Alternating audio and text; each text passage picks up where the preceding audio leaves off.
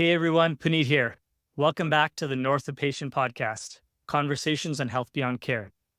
Before we talk about this week's guest, I wanted to bring up the fact that it's been a few weeks since I last released an episode. So why the hiatus? Well, beyond the fact that it's been summertime, I wanted to share the fact that I've been busy preparing for the launch of my next big venture. There'll be more details coming on this soon, but don't worry, I intend on continuing to keep up with this podcast, hoping to have an episode out every 3 to 4 weeks. And that brings us to this week's guest, who does not disappoint. I had a fantastic conversation with the one and only Evan Hugh. Evan is a successful and storied Canadian entrepreneur, having worked in numerous industries ranging from telecommunications to high tech, working in the music industry, and of course in digital health. Presently, he's the founder of Alto Sante, a digital health venture studio that creates technology products and provides services to empower people to live their best and longest lives. Evan is a great storyteller and has lived a fascinating life. We spent some time digging into his origin story, talking about healthcare in communist China in the mid 20th century, the good, the bad, and the ugly of his years working in the music industry, and of course, his motivations and musings on all things relating to the future of healthcare. Without further ado, here is episode 8 with Evan Hugh. Hey, Evan, welcome to the show. So happy to have you here. Oh, glad to be here. I've lost track of how many people have told me in the last year to speak to you. whether it was advice for starting a digital health company, or it was advice around fundraising or not fundraising, or whether it was about finding someone whose career was at the intersection of arts, health, and technology, or just someone interesting to speak to, your name has consistently come up across many different places. And I have to say that when we finally got to chat, I understood why. And, based on the conversations we've had, I've really come to appreciate both the depth and breadth of knowledge that you have across so many different disciplines. I just wanted to say I'm really excited to have this conversation with you today and give a glimpse to capturing some of that magic.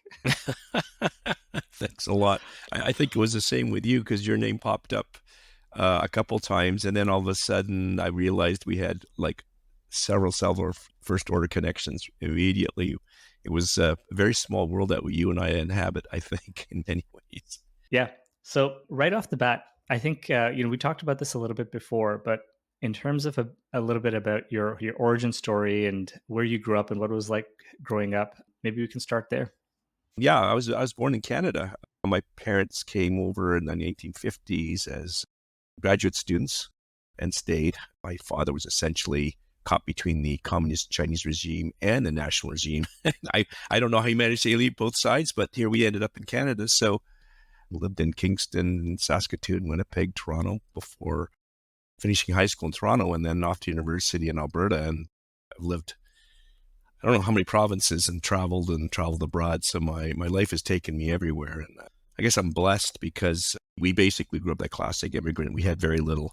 My parents had borrowed a lot of money to come here. So remittances were sent back like a lot of immigrant families, especially with my father's side in communist China. I remember him packing up medicines for his mother, high blood pressure. I was very acutely aware of the health system and how much we had in Canada and how little they had in mainland China at the time. So, yes, I actually want to pick on a thread there around healthcare in China at the time. Any memories or stories that were shared with you about what that was actually like in terms of what was working well or what wasn't? I was a young kid, right? So I would have been like 9, 10 years old. I was a little weirdly precocious because I was one of those kids that read encyclopedias. We didn't have a lot in the house. So my father loved the concept of public libraries in Canada, and I made great use of public libraries and then book sales. So I read a lot, and I was very acutely aware of the Cultural Revolution there, even though I was a young child. Like, that's very strange for an elementary school kid to be aware of the Cultural Revolution. So I heard the dinner table conversations, the concern my father had, and he basically said it was nuts because, of course, the university has been shut down. There's total chaos in the country. And luckily, my father came from a farming family, so he wasn't part of the social groups that were being attacked at the time. But because of the chaos, there was nothing going on in terms of medical care. The country was riots and put authoritarian crushing of the students eventually. And so there was no medical care, especially in the countryside. And they had these country doctors who basically were kids with just had like a year or two of medical training that went around and did the best they could. That was it. Do you know if this was traditional Chinese medicine training or was this kind of a allopathic Western medicine. It was a combination, but if you remember, there was a Canadian doctor, Norman Bethune, that actually a bit of a hero in China as a Canadian doctor. And they had a lot of threads of like the Soviet Union did a lot of support for them until the Communist Chinese and the Soviets had a break. I wasn't there, but from what I understand, it was a hodgepodge mix, and you got what you got, right? And interesting enough, my mother was a food chemist, and she didn't hold a lot of faith in traditional medicines. And my father was very pragmatic, and he said, whatever works. We'll try everything, anything we can hand. And so He understood the power of placebo, right? yeah, well, it was wild in my family. We had a very we weren't a conventional Chinese family either, being we were from the region between Nanjing and Shanghai, right? So most Chinese immigrants were Cantonese. We were essentially Mandarin speakers. Yeah, and from a medical perspective, my father was sending, I don't know what the medications would have been, but it was for her. She had high blood pressure conditions and other issues. And a stroke eventually did take her, and there was nothing that could be really done. She passed when China was just starting into its economic reforms. We got letters coming back and forth about the concerns about her condition. And others in her family, I remember another cousin of my father's had a metastasized cancer, which nothing could be done. Yeah, and health often seems to be one of the main drivers. I'd say one of the top three drivers of why people seek, immigration and opportunity. It's obviously like job opportunity, safety, education, and healthcare, right? And I think it's a common thread for so many immigrant stories with respect to why families end up where they do. It was a gulf, and I think every once in a while we're reminded of how privileged we are here, right? I mean, I don't know if you've been following in Calgary at this moment. A massive main water pipe broke. Yep. Which supplies a city of 1.5 million people, and we're literally told to ration water here, and people are all of a sudden, which is an interesting reminder because we're not suffering. Yeah, and there's a concern that we could actually have shortages of water, and people all of a sudden realize that potable water is a gift, right?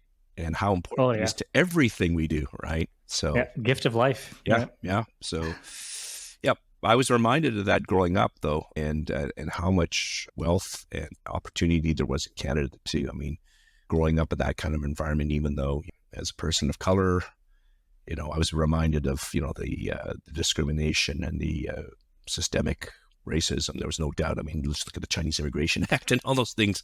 It was only repealed in 1949, right? Yeah, wow. And my father actually worked with a neighbor, Arthur Mickey.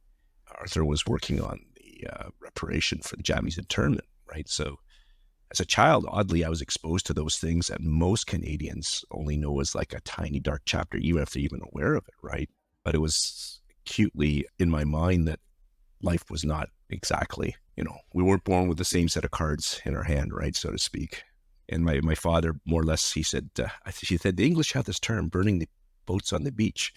And I remember as a kid going, what does that mean, right? And he goes, well, we can't go back, right? There's no going back. We're here, right? So we got to make the best of what the opportunities there are here. And we got a very contradictory view because my father would moments would be very proud and optimistic Canadian because he was aware of all the great potential, but he's also acutely aware of all the systemic problems in the country, right? Unlike other countries, we did have the potential, right? Like other places, you look at it and you seem like, oh my goodness, the mountain they have to climb, right? My father's passed, but as much as people struggle with the challenges we have here, I guess, you can always do that half empty, half full thing, right? I mean, I guess I was born half full, right? So I see potential and things that we could change, and I recognize we're actually moving forward too, right? Like, as much as people have this extreme desire and nostalgia for the past and always thinking the past is better, the past was terrible in so many ways. Yeah, in so many ways. We know that in health for sure, right? There's no way we want to turn the clock back to the 1950s for health. 100%. And, and obviously you're seeing the glasses being half full is so much reflected with respect to the sort of career and the career journey you've had. Maybe at that point, tell us a little bit about, that next phase of your life with respect to your career journey itself. Because I understand, from our previous conversations, you worked in many different industries, including the music industry. I'd love to unpack that a bit. There's that, adage, I'm full of these. I mean, you're given, you have lemons, just make lemonade kind of a thing. And life wasn't lemons. I mean, I don't want to say my childhood was terrible, but it was certainly difficult. I had all the clichéic, and we talked about this too, frictions of immigrant parents. growing up in Canada, different value set, trying to adapt. My parents didn't really fully understand the navigation required to make a life in Canada from a professional standpoint at times, right? Like I grew up with a limited understanding of what my academic choices. The only thing I remember is, of course, we were going to university, right? And you had this short list, doctor, lawyer, accountant, engineer, whatever. So I wasn't a great student, by the way, in high school. I found other distractions like music. We had moved to Toronto and I discovered the Toronto music scene. And of course, back then, I really date myself, but literally AAA type of entertainment acts would be coming through Toronto and the tickets were $15, if you can believe it. Yeah, no, hard to believe that. Hard to believe. So I was cutting classes and doing all kinds of, I did enough so I could scrape in, but I was a solid B+ student and got into engineering school. Alberta was booming at the time and I was in Toronto and I thought, well, what the heck, let's go for a little adventure. So went to University of Alberta, discovered by about mid-second year, I made a horrible mistake because engineering wasn't for me. I had this romantic understanding that engineers sat behind a board and designed airplanes and cars and all this kind of stuff. And complicated bridges and whatever, complex, amazing works of civil engineering or whatever it was, right? And what type of engineering had you gone into? I had got into mechanical. And so I really didn't understand what engineering was and what Canadian engineers did in particular. The economy of Canada, as you know, was, especially back then, was driven by resource extraction. And very, very little what design work and product work that was being done was disappearing very quickly. Like, I mean, when the Aero project shut down, it shattered the Canadian aerospace industry, and many of those engineers went south, and those opportunities went south to the United States. And so, it would have been in mining and oil and gas. And frankly, the culture also was a shock to me. It was extremely conservative, right? Which I found antithetical to the world of science, which you're supposed to be curious and exploring. And the engineering culture that I had confronted was conservative and pay your dues, and this is how you do things, and stop asking so many stupid questions, right? I didn't have a lot of means, and I had to stick it out because was that sunk cost fallacy. Wow, yeah. Finished the degree, right? Because it's a respected degree, of course. As as a son of an immigrant, I wanted that upper hand. At least I had a degree, right? So I finished my degree and graduated right into one of those classic Alberta recessions, and managed to find a short contract at a junior oil company, working on these new wonderful piece of technology called spreadsheets. Oh, really? Yeah, that's old, right, on a PC. And they hired me because I knew how to use this, and they were doing this, big study on a drilling program, right? So I crunched all the numbers into the spreadsheet for them over the summer, but in the end, the numbers weren't good enough to get an investment go ahead. So I learned firsthand they were trying to raise money for this project and all that, and it didn't happen. Of course, they didn't renew my contract. But interesting, one of my best friends happened to me. They stuck us in pairs in rooms. We commuted back and forth from Edmonton because his wife was up there, and my girlfriend at the time, and my first wife was up there. So we'd drive back and forth and became my best friend. So, again, interesting things happen. And so I had plan B, which was knowing that I could go back to the kind of odd jobs that I had. I worked in restaurants, was a line cook at a steak place. I worked in Chinese restaurants. I worked in bike shops. No kids at this point? No kids, not married, girlfriend. Went back to graduate school and got a master's in engineering at University of Alberta. What was the driver behind pursuing the master's specifically? Back then, actually, the cost of going to university was much lower than today, right? So as an economic decision, I decided, well, I could get a degree, and I was consciously making a switch to computer science because, my spreadsheet experience, right, was like, wow, this is the new stuff, right? And I liked actually linear algebra. I know it sounds really technical, but I really liked linear algebra. I hated the other subjects in general, right? But and programming. And this would have been the 90s? It would have been the late 80s. Late 80s, okay. 86, 87. Okay. I plugged away at a master's, but it opened the door because my professors there were interested in optimization, solving optimization problems. So there's a famous one called the traveling salesman problem. Mm-hmm. What I discovered was a lot of these problems could be solved by computer science in a practical way, so to speak. So the math had been there for a long time, but the ability to do it in a real world situation was limited. But even then, our limited computer resources were such that you couldn't get it done practically. The program would run for days, if not years, kind of a thing, to come up with an answer, which meant in the real world it was a no-go. But it opened the possibility, right? And at University of Alberta was an outlier because they were dabbling essentially in the beginnings of AI through AI winter, which happened in the 90s when people gave up because it was like all new technologies. It actually sprung up in the 80s and it was way too soon. It was ridiculously soon. So money just dried up because they basically said, fool me once, Yeah, and that's happened a number of times over the last 30, 40 years in terms of that cycle that artificial intelligence goes through, right? Yep. And I was at that very early one, and I didn't know much about the history of this stuff. And I could see it, but it wasn't there. And I that's where I actually started having a little tiny cynical bird sit on my shoulder when every time there was a new thing of technology.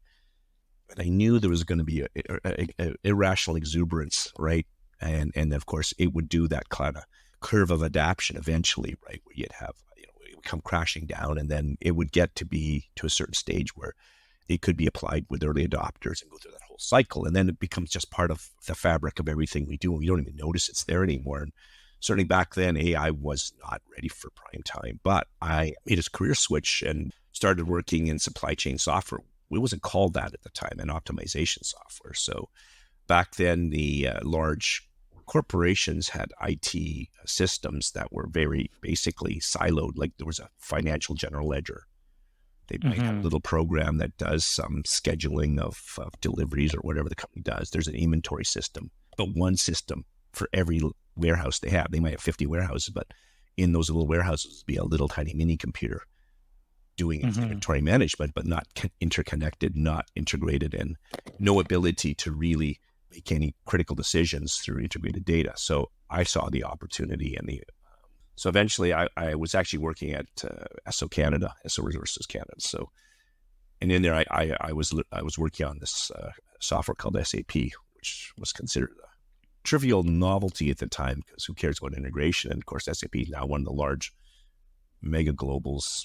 The average person has no understanding of who they are, right? They're like as big as Microsoft, and they affect everyone's lives, but they live and work in the background, and it's about that integration. Yeah, I encountered them while I was at Talus. Basically, our interface for, logging employee hours, off time, vacations, all Couldn't kinds of blame things. me for that because I can. my company was involved in the implement. My first startup, AmiLogic, was involved as the main contractor to implement that at would have been Telus pre-BC Tel merger. Yeah. Okay. At ClearNet and BC Tel, and then we did the post-merger work. So I know intimately what you're up. It works beautifully from a technical standpoint, from an ergonomic standpoint. Yeah. Fair enough. This was a couple of decades ago, so we'll fast forward. we'll cut you some slack. All startup stories, by the way, the beginnings are murky and unclear, unlike the hero stories that most startup founders portray to the real world. I'm okay with saying it was messy. There was false starts. There was a merger and a divorce within that time. And then, the partners eventually sorted themselves up. It's kind of like the formation of a musical band. When you lift the covers, there were previous people that were part of the band that left the band, and eventually the core of the band formed. So that happened with us. And, over a period of 9 years, we grew it to, being a significant enterprise. Did you guys raise any money, or it was all bootstrap? There was no venture capital market in Canada. There was no angel investors in tech or any of that. I mean, there was a capital formation was restricted essentially to resource plays, right? Yeah. So this would have been early 90s at this point. Very early 90s. In fact, I remember my mother. She was suspicious of me and the startup because she was partly convinced that I actually had lost my job, and the startup was some kind of who in his right mind would leave a good job, right? Yeah. Oh, and you can imagine the number of times that conversation's come up with my parents where it's like, wait a second, so you're not working as a doctor because you're working by yourself on this idea? That's exactly it. And the rationale behind this is what? My father was much more philosophical. He goes, he goes to my mom and they have this little conversation. Evan's going to be Evan, right? I trusted. He's made it this far. And I was like, with that kind of, he's made it this far, but he's a dummy, right? So, They, being not a great student, didn't have a ton of confidence, but my father knew that I was somewhat street smart, right? So showed some, sparks of growth as a leader, right? So he imbued me with my life philosophy. My mom and dad were the classic odd couple. What they shared in common was they came from the same region, shared the same dialect, shared the same place and space. They met in Taiwan and post Civil War, right? So, but they came from two completely different worlds. My father came from a farming family. Him and his brother were the first two to go past grade 6 education. His sisters dropped out of school. Two of them are basically illiterate. His brother went on to be an engineer in China, and my father went to law school, but was interrupted by the Japanese occupation and World War II and the Civil War. But he came from very little and lost everything. But my mother came from a very wealthy Shanghai family and lived in the French concession. Because my father was ostensibly considered a nationalist by the communist Chinese, because he fought in the Civil War against them, against his will. He was basically drafted, right? He just, here's a gun, here's a uniform, you're going to fight communists, right? So he wasn't political, but we were concerned about going back. But when the economic reforms, Chen Xiaoping, Zhou Enlai came, all of a sudden China opened its doors. And I remember the conversation between them, they wanting to go back to see relatives for the first time in 30, 40 years. My dad goes, the communists don't care. They just want our hard, cold cash. Right. Mm-hmm. My mom's go, oh, no. They still have files on us, blah, blah, blah. She was very paranoid. He go, I'm a farmer, right? They don't care. But yeah, he goes, you fought for the nationals, blah, blah, blah. He goes, they don't care. And he was right. They didn't care because to go over to bring gifts, you couldn't bring Canadian gifts over without a huge amount of duty. You typically had to buy gifts at a communist government store. So we had enough money at that time to go. My father didn't want to show up, so he was buying refrigerators for everybody and TVs from the government store. They just wanted their cash. And sure enough, my mother refused to go, so my brother and my father went. It was like early 90s, mid 90s. When we were going to go over, my mother refused to go, but we said, well, let's go at least visit the home you grew up in and stuff, right? Because we went to my father's little village and stuff like that. So I remember Mom giggling like a school child at the dinner table, and we went, what's so funny? He says, I don't know where we lived.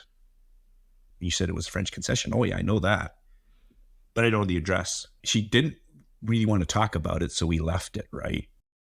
To really avoid the subject, and it hit me when we were there why she didn't know, because I remember the stories of her growing up. Her father was from a wealthy family. He was educated in France. He went to the Lyon Polytechnic and came back, hence why he was in the French concession. They had one of those large courtyard homes, and she had a chauffeur. And just for context, the French concession is a geographic area in Shanghai. It's like a neighborhood. Yes, the colonial kind of occupational, I wouldn't call it full out. Look, there were wars. The Qing dynasty, had to give up concessions of land, just like Hong Kong, became a British concession and a British colony. Shanghai actually itself was broken up into concessions, pieces which were operated as sovereign land of the British, the French. The Germans had one up no further away, with famously the Tsingtao beers made. Okay, but good to know. The French concession was literally in the heart of Shanghai, and it literally had like border controls, so to speak, very, very loose, but nevertheless. But some Chinese citizens were allowed to live in it, right? I don't fully understand how it all worked. I did know that they were wealthy enough to have a chauffeur, and the chauffeur drove her everywhere. And I know she attended Catholic school run by nuns. Mm-hmm. It definitely traumatized her, the nuns and the corporal punishment. Well, that's a whole other conversation of organized religion and whatnot. But how privileged is your life if you don't know the address of the house you live in? Mm-hmm. It sounds patently, unbelievable to me or you probably, but as we self-navigate ourselves through the world, but that's the world she grew up in, right? Yeah, I mean, I was thinking that was coming from a totally different angle because, and this is true in India, obviously mainly in rural areas, but you don't know your address because the address isn't a specific street number. It's typically like, left at this person's store halfway down that alley. But obviously Shanghai would have been different. But I was thinking Shanghai would have been different. My father was literally like that. Yeah. Oh, we're in such village, right? And And he knew it like the back of my hand. When we went to visit, like where the roads had disappeared, right? It was plowed over and, was now a factory or something. Yeah. And it was like, oh, okay, the intersection's gone, right? Yeah. So curiously enough, my mother lived life in fear of losing what little we had. I think she was traumatized by the loss. When the Civil War broke out, her family lost most of what they had and had to reconstitute in Taiwan, right? My father basically lost nothing because he had nothing. So he was okay with the concept of living life and the risks and stuff that come with it. And he was very philosophical about it, and he was fine, right? Lots of parallels, to be honest with you, in the story of my parents, who both lived through, particularly my dad lived through the partition, India and Pakistan, and they came from very different backgrounds as well. So it's interesting to see sort of those parallels and how people's lives and stories come together in interesting ways. One thing I remember speaking with other Chinese Canadians when you share stories, because it's interesting, most immigrants struggle with sharing their stories. You're not really from here, right? And that never leaves you. And talking about where you come from, in our minds, in my mind, I mean, I'm still kind of traumatized by it. It diminishes me, right? I mean, I grew up in Canada, but they did it. And then if other immigrants, if you came when you're Canada when you're young, then that's always hung over that you weren't born here. So you tend not to, I think, share the stories, and the stories are fascinating, and everyone has a story, right? Right. And some of them are just incredibly amazing. Mine is ridiculously circuitous once I started lifting the covers. I only discovered most of this stuff, in the latter half of my life as my father started to age, and he kept some notes, and he gave me some boxes of correspondence, and my unfortunately, my Chinese character reading is like at a grade kindergarten level, basically. I know about 200 or 300 characters. So, yeah, but you can get the gist, right? Yeah, and Google Translate's amazing. Yeah, Google Translate and now Google Lens actually. Yeah, Lens is amazing exactly for that kind of yeah. stuff. Can you unpack a little bit about the brief time, or maybe not so brief time, that you were working in the music industry and what that was like? Yeah, so at the end of my tenure at Omni Logic, we were being in the process of acquired by PricewaterhouseCoopers, and made the acquaintance of a Canadian band named the Skydiggers, and they had played at a company event for us, right? And we had a very young, rambunctious staff, so we had these social events, and we hired them to play our social event. And afterwards, they were talking about they had a standard 3-record deal with their label. The first record had done very well, the second record so-so, and the third record wasn't going anywhere.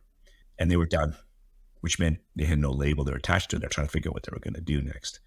I mean, we had CDs at the time, but there was no digital downloads. MP3 formatted just started getting popularized. Torrenting as a technology was just peeking around the corner. And I was aware of all these things. And there was a, pirating site called Napster.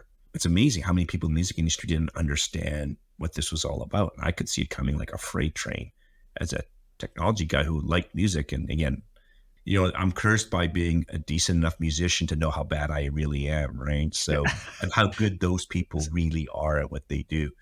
We hatched an idea, Mike Alker and I, to create essentially a music label that had a different business model. So we got away from the classic record advance, which a lot of the artists I discovered didn't understand what an advance was, right? They didn't understand that this money wasn't free money. They weren't giving it to you. It was basically a loan against the future revenues of that standard practice, right? So long story short, we came with an alternative business model where we didn't do that. We created a online, and this is, we found a few like-minded individuals, and basically we did the classic off the side of our desk prototype built on top of a kitchen table kind of prototype for a commerce server, which was this wondrous technology, which at the time you had to roll it yourself, so to speak, right? It wasn't, all the pieces had to be put together, literally the hardware, the software. There was no commercial services. You built it yourself. We had a computer server and an Apache server software on it. It's like, this is ancient software code, but you had to write it all. We created a e-commerce server to sell, at the time, the hard goods of bands on a commission basis. So it was kind of like a mini Amazon, right? We sold CDs and mugs and T-shirts and whatnot. The idea that we were going to move to digital downloads as that got sorted out, we signed a bunch of acts to it to distribute their goods and stuff because it was a non-exclusive. We also were non-exclusive. Obviously, a record deal was exclusive. What was the name of your It was called Maple Music. Maple Maple Music? Music. Okay. Yeah, which has morphed a few times, and I believe it's Cadence now. And it's a long story that I'm still a shareholder, but it's kind of stuck. But that's another story for another day. Yeah. But I worked with the technology people that helped assemble that for the first 2 years. I was, on the board. I was interested, but I was wary of the music industry, and certainly I was wary because of the cultural, let's put it this way, the cultural practices were fairly toxic. It was an industry I didn't understand. And sure enough, we ran into all kinds of issues because we didn't know what we didn't know.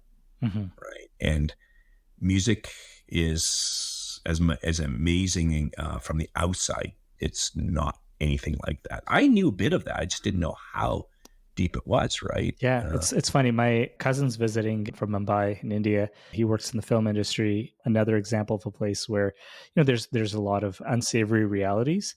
We asked him, like, would you recommend to people to go into acting if they want to do it? And he's like, well, the answer is, like, if you really want to do it, you do it, and you try to bring the positive change to the space as well. But it does present itself as a pretty big barrier. These creative geniuses that inspire you, they do things that you couldn't imagine. They make life worth living, actually, right? Hmm. Such a contradiction that it's so toxic too as an industry. Yeah, eyes wide open going into that industry. But I left that behind to do another startup with my business partner, Mike, as well, which was our third one, which was Ideaca. He was at OmniLogics, and then he was at Yeah. Maple. Mike and I ended up at being the co-CEOs, which was an unusual setup. People hated it. But we said, yeah, I just watch us do it because we worked well together. So this was co-CEOs at Maple or co-CEOs at Co-CEOs at OmniLogic, and then at Maple, we got other guys, but we basically funded and guided them. And Mike, I think, was a chair of the board. I was a board member, but advisors and all that, Gotcha. and major investors. We did some of the work on their side with them. And then Ideaca, we worked on it, but Mike focused on more on Maple, and I focused on Ideaca. So eventually, I became the CEO at Ideaca. What did Ideaca do? It was another software concern. It was going to be a digital software development firm, right? That was going to build products for other companies, but we were going to have a library of our own software. And Okay. we had all these wonderful ideas, which I still think are reasonably valid. But 25 years later, after its inception, it's still something that isn't there, right? So we had this idea of essentially creating software in a form of a marketplace that was modular. But the .com crash came and just dashed them. And then there was a harsh reality that we hired a bunch of people, including our friends, right? And we were going to run out of cash. We had some venture capital funding. We put our own money, a significant amount of our own money into it. And I remember looking at Mike going, what are we going to do? And we needed to, the word pivot is probably overused now, but back then it wasn't. We pivoted our model to what we knew well, which was professional services and building enterprise quality software for other people. We could either just cut our losses and just said, fine, we're going to write it off. We're done. And shell up for a while and figure out what next we're going to do. But we decided to stick it out because I thought we could get out of this. And we did. It was struggle to get there. And, I always wanted to be in the product business, not the services business. Mm-hmm. When I discovered I'm kind of cursed at, I don't seem to be very good at making products, but I seem to run professional services firms well. So the gods are cruel. Yeah, it's the thing you're good at, the thing the world needs, right? The thing that makes you money. I think it's Ikigai, right? Yeah, Yeah, exactly. that's it. I've never heard that before. Yeah, no, it totally was that. It's like, okay, it's not fitting, but hey, I still could do interesting things and make a difference. And that's actually a good segue. Hitachi acquired Ideaca 2014, I think. My God, I'm starting to forget dates. So you guys had an exit? We had that exit. None of these were overnight successes. Like, unlike the legends, we didn't, have an overnight success, and they all became, medium-sized enterprises, right? And large employment, but we never were able to scale them massively and get huge multiples, right? So, and of course, dilution and all those things. People go. I did very well financially as an upper middle class type person, right? I'm very, very fortunate and privileged. But people ask me, I said, well, I don't have private jet money. Yeah. So That's the distinguishing line, right? It is totally distinguishing line. I can't be foolish with my money. Do you go to the Calgary airport or do you go to the airfield at city? Exactly. And I'm always astounded. Music was that eye opener. I'm going, I remember trying to talk. I was having beers with some, but I'm not going to mention who, but they had this huge record contract and we're kind of going, and he had a private jet. I'm going, I must be going, are you insane? The guy had tens of millions at least coming in. I kind of was aware of the cash flow. I was going, yeah, but you have to get another hit at record like this, platinum, blah, blah, blah, blah, right? After and he was so confident he was going to do it. Mm-hmm. Like I mentioned who he was, but it was like, okay, 2 records later, he didn't. And like, I remember 5-6 years later, he declared bankruptcy. Oh, geez. Yeah. And I remember that kind of thinking, right? And coming from an immigrant family, there's no way that was going to be the case. So I took a bit of a break. I dabbled in other startups, which most of them didn't go anywhere. I pulled the plug early on them. That's where I discovered, hey, maybe I don't have what it takes is to come up with the next big thing. And I turned to some volunteering, and I love teaching. So I did taught as an adjunct at the Bissett School at Mount Royal University Business, taught venture startups course, and then volunteered within the startup community in Alberta and did a lot of work. Was on some panels with various government groups for policy and whatnot, and volunteered as board members to Innovate Calgary and other sort of agencies that were trying to help. So I spent some time in there, and I worked with Creative Destruction Lab. Got back in the saddle and helped set up and was a GP of a small, interesting micro fund that I'd created with some other individuals, which turned to be a lot of fun, and it's an interesting model. But I discovered also I was not interested in being in the investment side. Making money for the sake of money was not my driver. The culture of it didn't appeal to me. I don't like the ethos of many of the people. It's very libertarian and not very, very communitarian. You worry about yourself, right? So after a while, I was trying to figure out what to do next. And by happenstance, I ended up working in a public health project as a contractor and trying to figure out how to start up my next company called Alto Sante, which was just kind of forming. And again, like my startup stories never seemed to be this, I had a brilliant flash of light. I got the idea. We raised money and set up. No, it was more like... Is that ever really true? That definitely has to be the exception rather than the norm, right? Yeah. and the average person's perception through media is that's the rule, not the other way 100%. Around. Right? You wake up in the middle of the night sweating, and you like open your dresser drawer and pull out this piece of paper and start madly scribbling this idea and like the roadmap for your product. Exactly. That's not, it's more like cosmic dust forming into planets in solar systems slowly over billions and then years. It explodes again, and then it explodes again. Yeah. Oh yeah. Again, it explodes supernovas prematurely. Oh well. I thought, what do I want to do? And I actually thought through what I thought was important to myself and my family and my friends. What did I want to do? Because I was in my 50s by then and going, some people I knew, colleagues, and also a friend passed away at that time.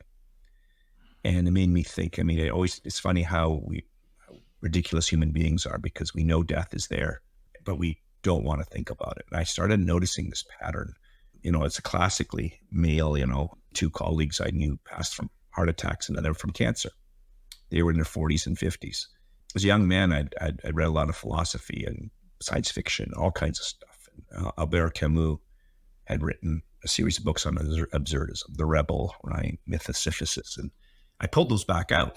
And when you read them in your 20s, you probably don't have the insight to absorb some of the messages and incorporate that. But in my 50s, all of a sudden, when he was saying, made a lot of sense to me. As the lived experience makes a difference. Yeah.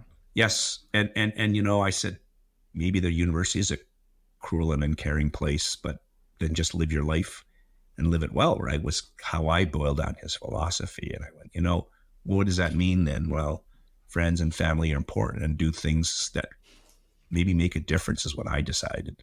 I decided I did not want to work in certain places and industries. Mm-hmm. I just did not, and I made a rule. I did not want to work with toxic people, no matter what kind of deals they can bring me or what kind of doors they can open or whatever. That was one of my first rules. I want to do good work with good people. Makes a lot of sense. And health was full of them. However, the ultimate goal was the well-being of other human beings. I went, well, it's a good place to start.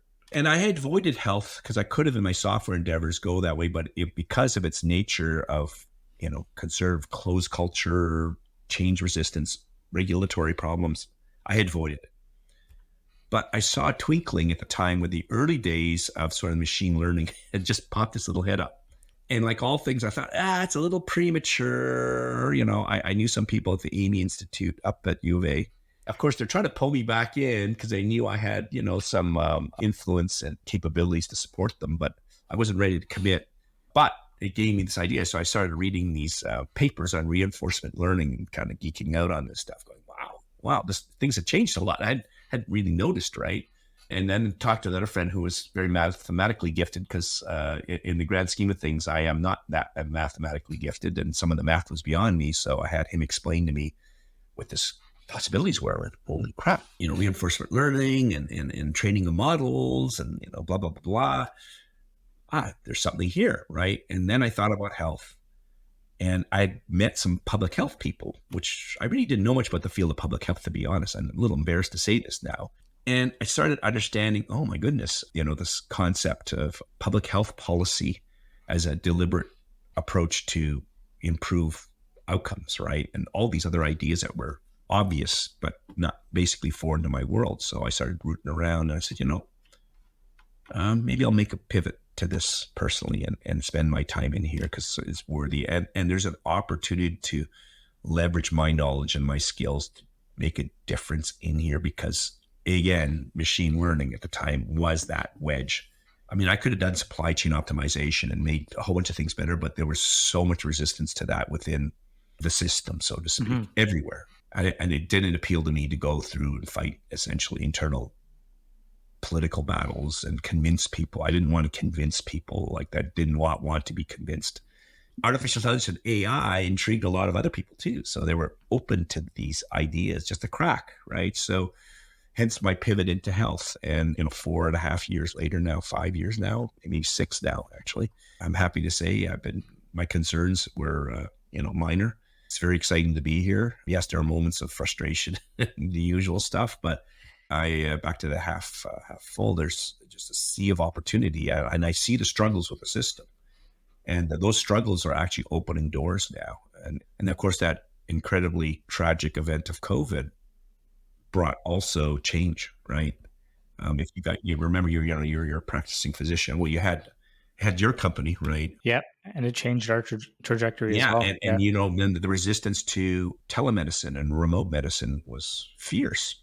Yeah. People were convinced you couldn't do that, right? It's not possible. You have to do it this way, right? And we are forced in all aspects of our lives to deal with, isolation and distance and all those things. And the technology, all of a sudden, video conferencing was there. It was kind of goofy, but guess what? Humans are actually quite good at solving problems when there's a great incentive, right? And all of a sudden, it is normal practice to do what you and I are doing right now. You're in Toronto, I'm in Calgary right now, right? We're happily doing our thing. It's like I'm sitting right beside you and the technology works and all this good stuff. And 10 years ago, you would not have never said that was possible, right? For sure. Or just it would have felt like there was too intrusive, and that you wouldn't be able to have a meaningful interaction beyond kind of the superficial exchange of tasks or whatever. I actually felt that way too. I really loved, being in a room with a bunch of really, motivated, bright people, on the whiteboard and, Post-it notes stuck everywhere and doing our thing. How do you capture that magic? And, breaking and going for a coffee or for drinks after, breaking bread and having a meal, right? You still have to do some of that, but it's amazing how good this opportunity is. I mean, you have to rethink how you do things. Yeah. There's a time and place for each of those, right? Yeah. There is. And the cultural norms have been shifting, and startups I work with, they're all remote and thriving in that environment, right? And there was a lot of change that came with it, right? And it wasn't sort of retrofitted and ham-fisted in, right? It was actually part of the deliberate building of the company culture and processes. Of course. So Can you speak a little bit about some of the healthcare companies, the digital health companies that you're working with? Yeah. Alto Sante has a bit of an unusual model. There's only a few of us in the company, and we're fairly senior, and we work with early stage startups sort of in 2 chunks. We work through not-for-profit agencies to give them some startup mentoring coaching, so Platform Calgary and Innovate Calgary and other, through their programs. And then if there's a mutual fit to work more closely together from both sides, We take on fractional roles as startup executives, but we actually do heavy lifting. No, we're not consulting. We're actually in there in roles. And our job is essentially to help these companies scale, get to scale, and then work ourselves out of a job. Find our replacements, train our replacements, mentor them, build the processes. We do everything except two things. And we try to make this as clear as possible. We don't want to be the face of the company because, obviously we're not going to be here. We're here. It's the founder's company, and we don't raise money. We'll do everything else. We'll recruit staff. We'll build processes. We'll answer the help desk. We'll write code, whatever we need to do. But the big thing is obviously we have experience and we believe we can help them by being much more efficient getting there. So we have some templates and approaches to help streamline things and speed things up. So, and we also do a little unconventionally. We get compensated taking on founder shares in their company, maybe with some cash, depending on what ratio they like. Some cases our work is 100% shares. So we're speculating on their success. So it's in our best interest and we're both aligned at their success. And when we mean work ourselves out, it doesn't mean we leave completely, but we reduce our time and effort in there. And, eventually we want to ideally get to board positions and maybe advisorship.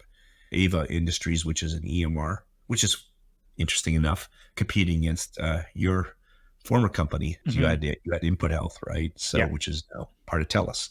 Alethea, which is it's essentially a MD workflow, which allows to have much more efficiency in terms of the communication between family physicians and specialists.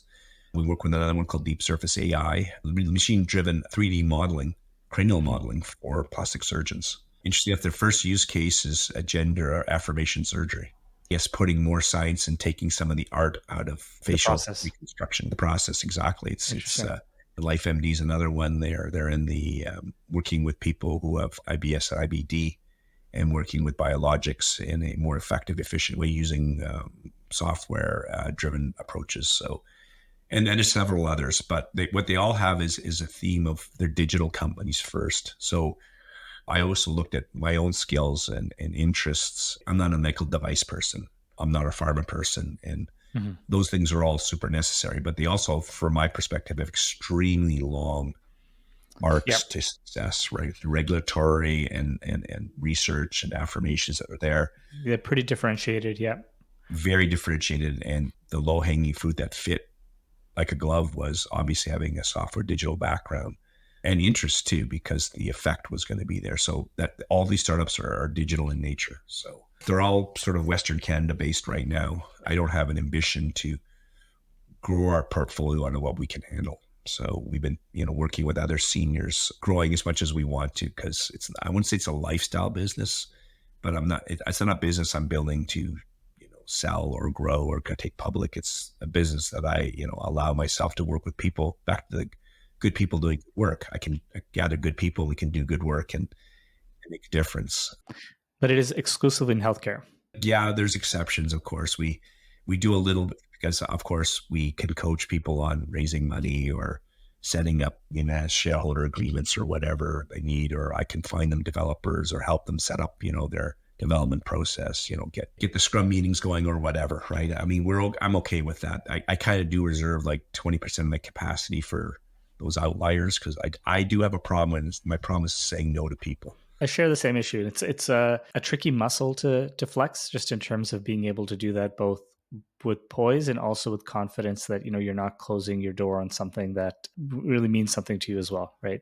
And I'm also very careful of my own ego, which is also one of the things that concerns me in our industry, tech industry in particular. There's a lot of oversized egos, and their one success is one success is not a line, right? You can't draw a line through one dot. Maybe you got two successes, you can draw a straight line, but that's still not a pattern, right? And, I'm very careful of my previous experiences, good, both successful, and I've buried some startups. I have insights, I have opinions, but I always tell our clients, I'm not giving you the gospel here, right? I want you to think this through. I'm giving you things to consider.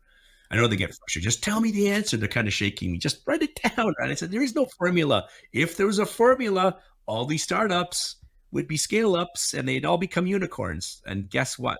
The vast majority fail. And no matter how much science we put in, there is a lot of art and timing and other things in here. And there is no answer, obviously, because the circumstances keep changing, right?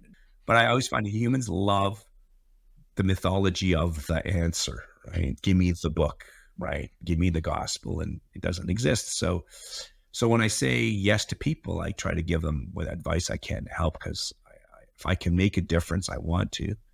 And certainly, and I do have to be careful though of overstepping my bounds, both in my own personal time and commitments. I want to be able to do a good job, and I can't if I spread too thinly. I gotta be careful, just because I know something here doesn't mean it translates somewhere else, right? What motivates you about EMR today and its potential? What's kind of driving your thesis behind that? I didn't know much about this field until 4 years ago. I was aware of systems like the big EHR systems, Hmm. like Epic and Cerner at the hospital. And I was aware my family physician used some kind of software to input my medical information, but I never lifted the covers. And when I came across the founders of Ava, and I realized there was an interesting opportunity. There's the concept of big data, and what do you do with all this big data and analytics and all that kind of thing. And matched hand in glove with machine learning, because machine learning was the piece that was missing from taking this concept of big data analytics to the right level. Hmm. Because essentially, the human mind isn't capable of seeing the signal and the noise when there's that many dimensions, right? We just can't do it. Machines can tease out that signal. That was my engineering mind. I went right to that. And I tried to explain to people this idea of all that noise is all that health data that's out there, all this patient data, which is in little discombobulated chunks floating around out there, right? So, Hmm. and you and I know how appalling that sharing of data is, and how it impedes good health for people, right? The outpatient care, if I can say it that way, is done by family physicians and specialists, but they have their own little stores of data, whether it's paper files Hmm. or an EMR. They're independent little chunks floating around out there, held together by your health number, right? Yeah. Whether you're in Canada, United States, Europe, it's all more or less the same. You have this unique identifier, but the information isn't kept together. And I myself have a congenital health issue, which was actually something that clearly now in hindsight happened when I was a child. But those records are somewhere paper in a family physician's records in Saskatoon, who's long probably retired and passed away.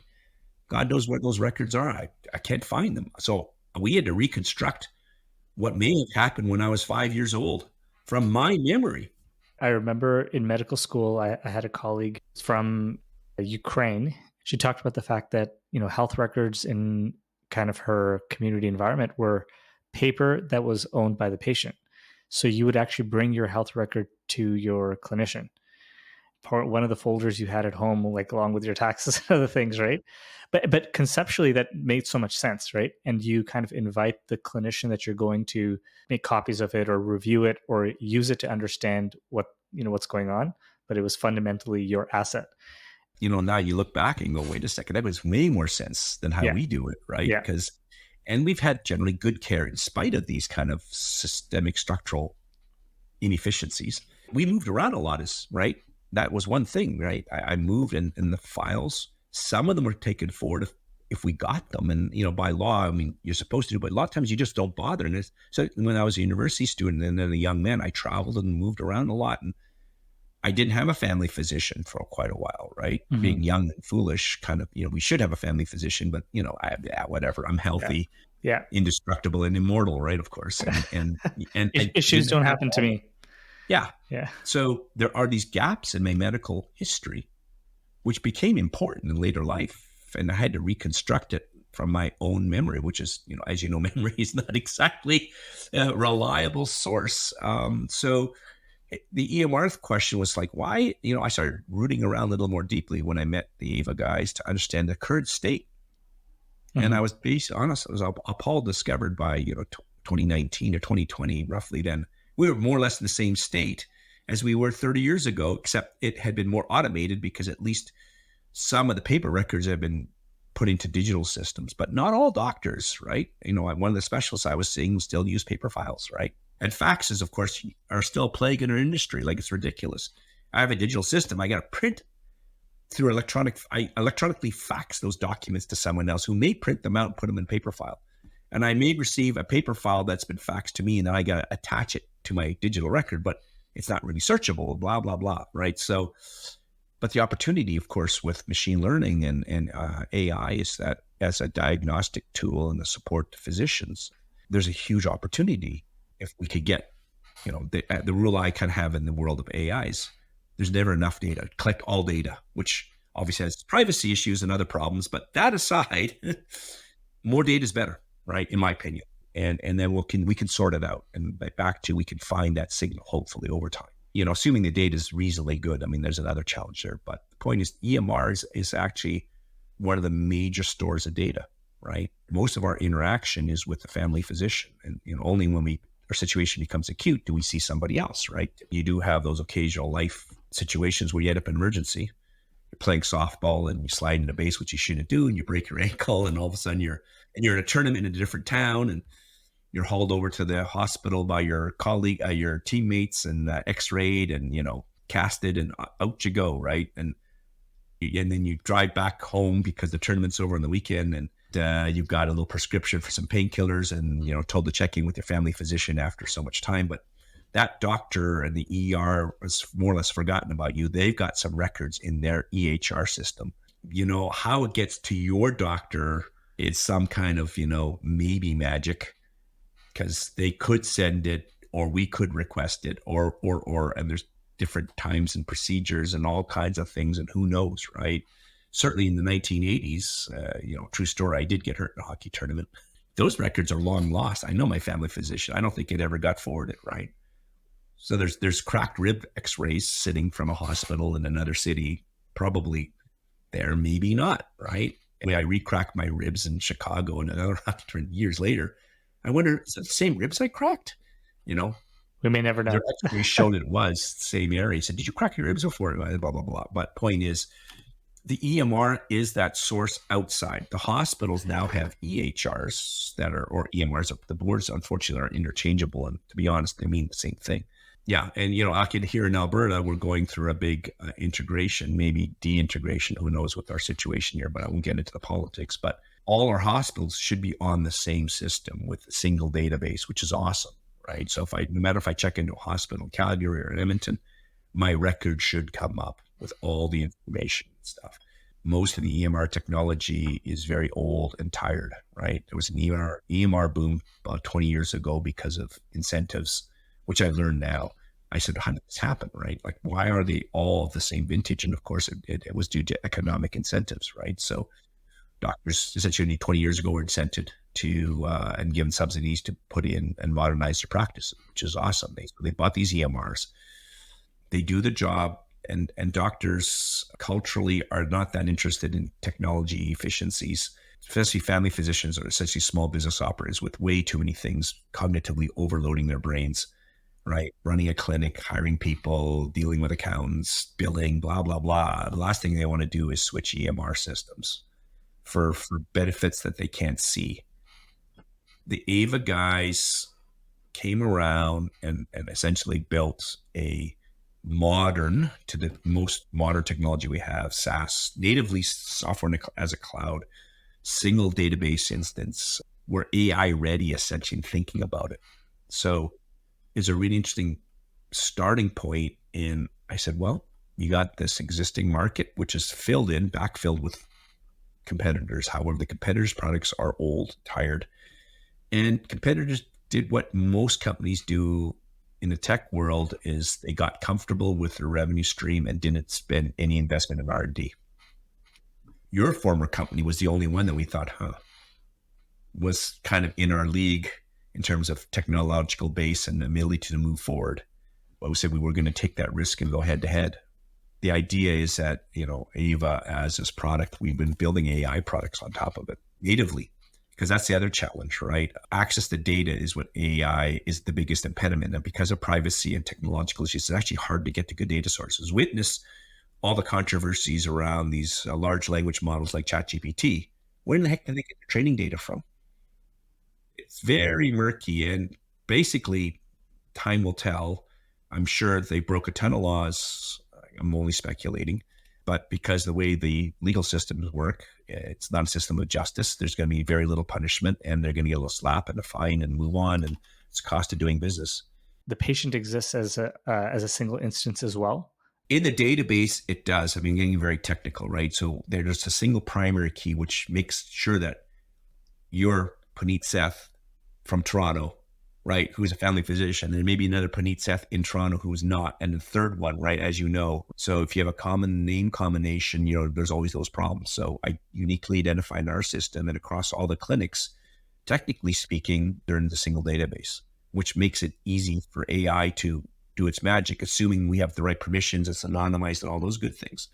We have to be careful because of privacy legislation to keep those things separated through essentially virtual walls, as opposed to physically separated, which becomes a huge challenge technically and economically. 100%. And and I think that there are very important debates to be had around the relative weight of the benefit that can arise from being able to deliver value to patients from a screening, health, diagnostic perspective as a result of being able to utilize the data, and the balance around how can this happen in a way where patients are aware of what's happening, they can have some degree of consent, control, understanding. It's possible to be able to walk that line. It is a line that needs to be walked, of course, but I think Yeah, that is being certainly our belief. Regardless, we have to do it. So we'll find ways to do it. And as opposed to today, because of the fragmentation, it's almost impossible to do it anyways, just by the nature of the situation. But technologies like Ava and others, Alethea and the other companies are kind of working in the same space. We're making steps towards it. And I think I definitely in one camp that thinks some of the privacy legislation is overkill Mhm. and kind of ham-fisted, right? And we need to spend more time to be more sophisticated about it. And it is a permission thing. I mean, I'm on one side, like many people are very concerned about sharing their medical records. And I want to live well and I want to live long. So I'm perfectly happy and I'm okay with sharing of it. And I don't worry about when people know about my medical situation. I'm happy to share. I work with health professionals. We talk about it and my own conditions and whatnot. We all have conditions. And I had aging parents who eventually passed away and I had to navigate all of that. And sharing of information was something that made their lives better. And I would share it. Right. And so did they. My father and mother definitely believed in our medical system. They knew it wasn't perfect, but sharing helped.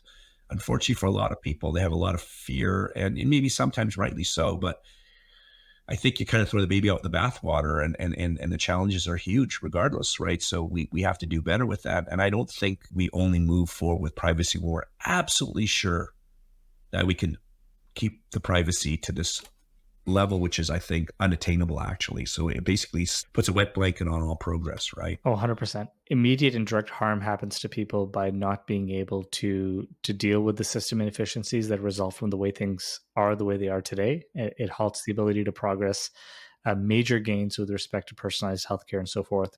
Especially per the ideals of the society we live in, individual rights and freedoms, and an individual's ability to be able to say, "Well, I specifically don't want X, Y, or Z information to be shared." I think it's the balancing of that, and I often take that exercise one step further, which is to say, could there be hugely unequal experiences in care or quality of care that's received as a result of an individual's beliefs to not want to share information, which could be a very real situation in the not so distant future where, okay, you want to use an AI based algorithm to determine your risk of X, Y, and Z and to determine your best treatment, but you have to be willing to share information to do that. And now do we have very unequal outcomes for a person on the basis of that belief, right? We've already seen this. I mean, people aren't always rational about this and they may not understand what's being asked of them either, right? And Hmm. and the benefits. And the problem is there's very little mechanisms and the doctors are on the front line of this, right? And Hmm. often the doctors aren't equipped to explain this or have the time to explain it, right?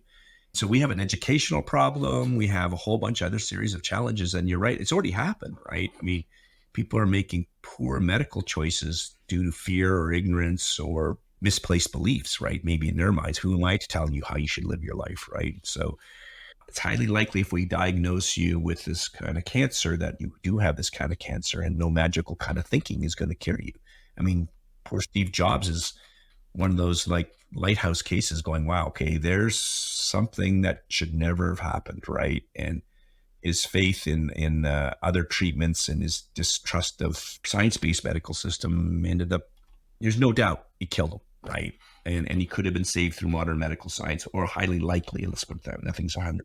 There's information to suggest that he withheld from receiving certain treatments.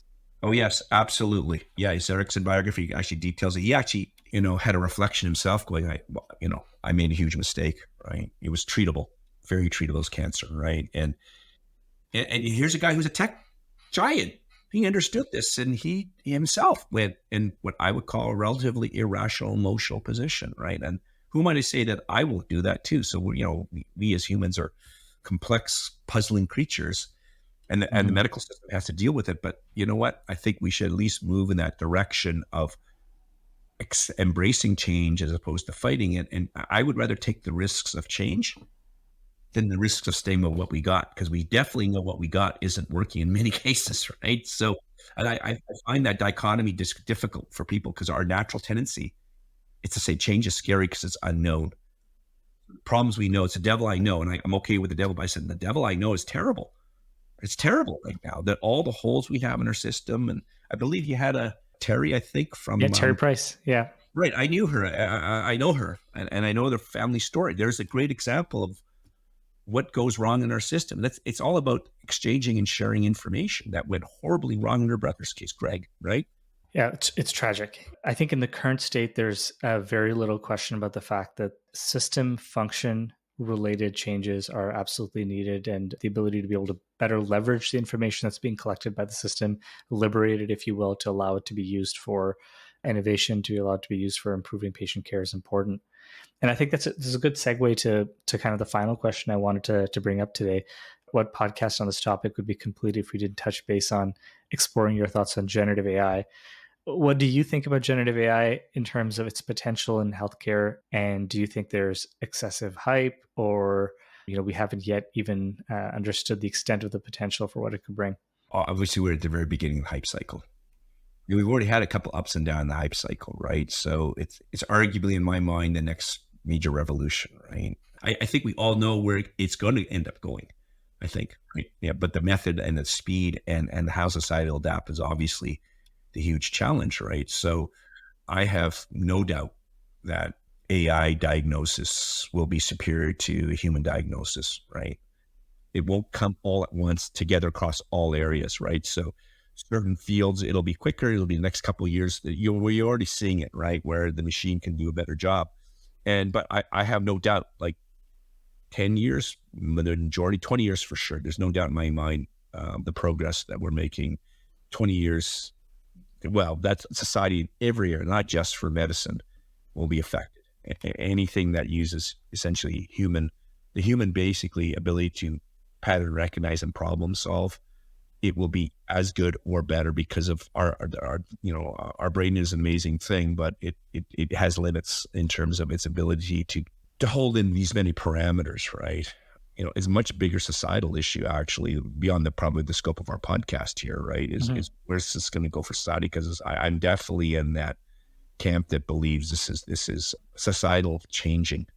Jobs as we understand it, and that we do, many of us, especially in Canada, the United States, in the developed world, we made the transition where the majority of people are employed in essentially knowledge type work, right? So the service industry and stuff, we're not actually farming or mining and stuff. The actual labor work is very limited. And of course, with general AI, of course, those things will be replaced too. So we'll have a society of people that don't have the work that they understand it is today, right? And doctors will be in a similar situation, I believe, which is a good thing on one side, because we have a shortage of doctors, right? So I know doctors are sort of custodian of your medical care. I remember reading those studies about doctors who get sued and doctors who don't get sued, right? And the doctors who don't get sued as much, regardless of whether they did the same thing as the doctors who do get sued, is because the patients like them. Yep. Yeah, they know their name. They know some details about their life. There's a personable connection. There's a personal connection, and medicine is a personal connection. And interesting enough, the opportunity is the generative AI will open up more time for the doctor to talk to the person. And actually, in our society today, as we become more isolated, dislocated, or just sort of this traditional family structure disappearing, there's a lot of social isolation. One of your touch points is actually your family physician and touching into the medical care system and healthcare system. And if AI can help free up some of that time. And I know people believe that AI could be your medical counselor. And I went, no, maybe yes and maybe no, right? Well, we're going to see how this plays out, right? I mean, it's like that movie, Her, with Scarlett Johansson's voice, and in Phoenix falling in love with a voice. And the movie's brilliant. Spike Jonze did an amazing job because you can believe it, actually. And it's almost a jarring vision of the future of your relationship with an AI, right? You certainly didn't think of her AI character became a person. I think the value proposition of the human interface, especially for something like primary care, I'm a bit doubtful that there is an ability for that to persist, at least ubiquitously. I think there'll be situations where it makes a lot of sense for some people, where they actually already have a fantastic family physician that's well equipped, that's able to leverage AI. They're in a model and in a living environment where they're generally in one place and they can maintain that. But then for so many people who are nomadic in life and who may not be in a situation where there are going to be access to good primary care providers, family physicians, and who are a bit more open to the idea of having a primary care relationship with a non-human agent, people who are open to that will have an opportunity to uptake that sooner than later. Like many things, I think things will continue to be fragmented. There's an uneven distribution of people and people's expectations. Yeah. And the care is also predicated in getting the right information to your family physician, the human or the machine, right? They can only do so much with limited information. And we have the capability of integrating all of this, but is there the will and all the barriers to be lifted and the willingness to try these different new approaches? I'm looking for leadership in our governments, right? Which I see lacking. I'll be very critical of that. There's so many things that need to be fixed essentially at the legislative level. I mean, just turning a little bit to Canada and the federal and provincial level. I mean, the formation in Canada was extremely flawed, right? I mean, we're dealing with those curses of those decisions that were made hundreds of years ago in the formation of Canada, right? And the provincial or federal level inability to come together on this is insane, right? And this is what it's going to need to reduce these barriers, because the technology is going to be here whether we like it or not, and people will 100%. adopt it, right? And 100%. in fact, I'm not even sure how they're going to legislate. I mean, think about this. I mean, somebody will create at some point in time a complete 100% virtual AI family physician, complete with video image that looks like a regular human being. Like I'm talking to you. I don't have access to good medical care in Canada to a real one. Why wouldn't I? And let's say the subscription is $10 a month. I'm going to use it. Well, and take that one step even further. Look at the revolution happening in robotics, and the cost is being driven down of human-like robotics.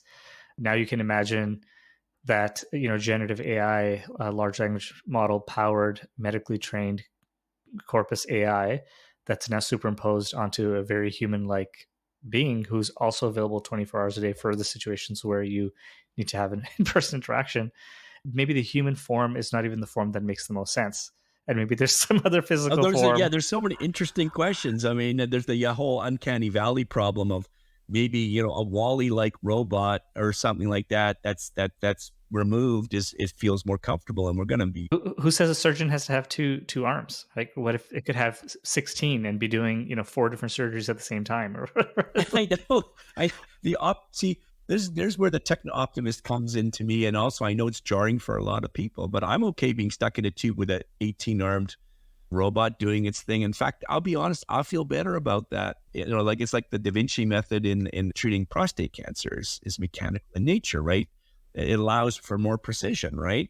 Yeah, I love it's wonderful. Some surgeons are artists, being able to do what they do, but a lot of surgeons aren't, right? And there's a huge variability in human beings and training and the cost and all those things. And of course, it's going to get there very quickly, quicker than most people. Like it's in our lifetime, your lifetime for sure, that this is going to be the case. And it is for the better. And people were afraid of certain things, and that it's commonplace, and they were suspicious of these things. And think about the first intravenous injection, right? You're going to stick what in what? What was really interesting is I was reading this article that talked about how when photography was first introduced, and first of all, they thought that the act of photography was going to destroy art because now no one would draw or paint or do anything like that because you could take pictures. Well, lo and behold, graphic design and art and drawing still do exist. And the other was that people thought it was going to steal their souls, or it was actually extracting some type of an essence of a human because they were now in that picture. And that was apparently culturally, obviously not every single person believed that, but it existed across the world where people felt very squeamish about the idea that their representation was captured on this picture. So it's Well, yeah, no, I mean, there are many examples. That the photographer, I remember that one, and there's the one where, when the first sort of motion moving pictures, people were frightened as the train came into the picture, and they thought the train was going to leap you're out going to of the get hit. screen. Or that when Yeah. the first train came, I believe, and I don't know how much of this is sort of suburban legend, but there was some vicar in the UK that said that, God didn't intend us to go at 60 miles an hour and we would basically die if we hit 60 miles an hour. There's all these every time you can find a story like that when there's progress being made with skies falling, chicken littles who scream, we can't do this because of these irrational, there are real concerns and there's irrational concerns, right? And there's adoption and cultural norms that we have to be we have to be respectful, but we can't stop progress. That's the other issue. I mean, people have tried, and right or wrong, we are where we are, right? They're all little Pandora's boxes, right? People get the part about Pandora's box because there was hope at the bottom, right? We don't want to close the door on hope, and we're in that area. I don't know if everyone fully grasps we're on the cusp of this, just the beginning of this, right? But generative AI, and it may not be generative AI, by the way, right? It's just one technology. Maybe it's going to be at one of the dead ends, but it's a huge leap forward. And there's so many people working this area, because I know generative AI was not on anyone's map 3 years ago. It was a sideshow. And now it's the main show. And who knows what's working on what other sideshows that are considered being dismissed by us. So, innovation and disruption is the nature of this, right? So we need to embrace it. I mean, we can't be running from it. Every piece of progress, the majority of people were either unsure or just frightened and resistant. But the inevitability of it is that if it's that much of a leap forward, it will overcome all these things, whether you want it to or not. Once you've seen it, you can't unsee it, kind of an analogy, right? So here we are. I mean, this is the next big thing. So Evan, I think this idea of doing good work with good people and trying to bend the arc towards the side of a positive impact on society is sort of what's driving you. It's I think it's in very many ways it's the thread that's driving me as well in terms of doing sort of this podcast and the sort of things we're doing. But I just wanted to thank you again. This was a fantastic conversation. We covered a lot of different topics. I'm really excited to listen back to it and see how people respond as well. no, this is awesome, and you summed it up really well at the end there. I mean, that's exactly in a nutshell. I really enjoyed the opportunity to talk. It gave me a chance to reflect too as I was speaking, right? And I'm really excited about whatever we do next and things like that. So.